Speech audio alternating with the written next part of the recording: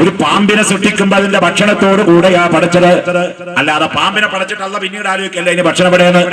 മനുഷ്യനെ പടച്ചിട്ടല്ല ആലോചിച്ച് പിന്നെ ഭക്ഷണം എവിടെയെന്ന്. പടക്കുമ്പോഴേ ഭക്ഷണം പടച്ചു വിട്ടിട്ടുണ്ട് പരിശുദ്ധ ഖുർആൻ. അപ്പൊ മുസ്ലിമരെ, എങ്കിലും ലോക ജനസംഖ്യയില് 50% വരുന്ന ജനങ്ങൾ ഇപ്പോഴും ദാരിദ്ര്യരേഖയ്ക്ക് താഴെയല്ലേ.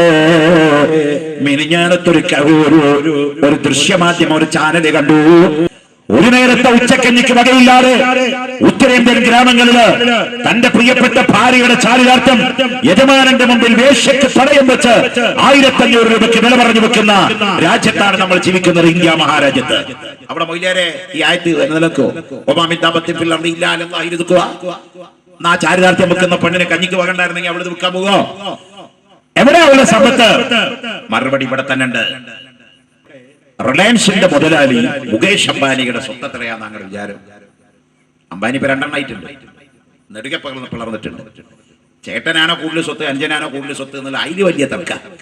മിഞ്ഞാത്ത പത്രത്തിൽ നിങ്ങൾ കണ്ടില്ലേ, മുകേഷ് അംബാനിയുടെ വീടിന്റെ മുകളിൽ ഹെലികോപ്റ്റർ ഇറങ്ങാനുള്ള അനുമതി ഗവൺമെന്റ് മിഞ്ഞാന്നാ കൊടുത്തത്. അയാളുടെ വീടിനെ സംബന്ധിച്ച് ഒരു 6 മാസം മുമ്പത്തെ പത്രത്തിൽ ഉണ്ടായിരുന്നു 326 ബെഡ്റൂമാണ് മൂപ്പരെ വീട്ടിലുള്ളത്. അത് ചെറുതാണല്ലോ.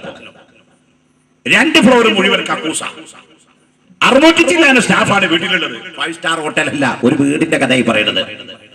ഇന്ത്യ രാജ്യത്ത് നിങ്ങളും ഞാനും ബുദ്ധി കൊണ്ടൊന്ന് ആലോചിക്കണം.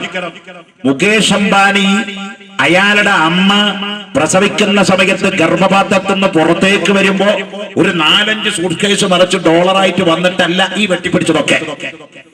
എന്നെയും നിങ്ങളെയും നമ്മുടെ ഉമ്മ പ്രസവിക്കുന്ന പോലെ ഒരു മാതാവിന്റെ ഗർഭപാത്രത്തിൽ നിന്ന് ഒരു പിതാവിന്റെ ഒരു തുള്ളി ബീജത്തിൽ നിന്ന് അതിനുവേണ്ടിയുള്ള മസിൽ പവറും മാൻ പവർ ഉപയോഗിക്കപ്പെട്ടു.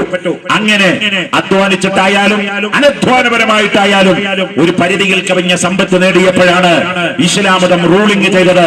മുതലാളിയുടെ സമ്പത്തിന്റെ 2.5 2.5% പാവപ്പെട്ടവന് കൊടുക്കപ്പെടേണ്ടതാണ്. അതെല്ലാത്തിലുണ്ട്.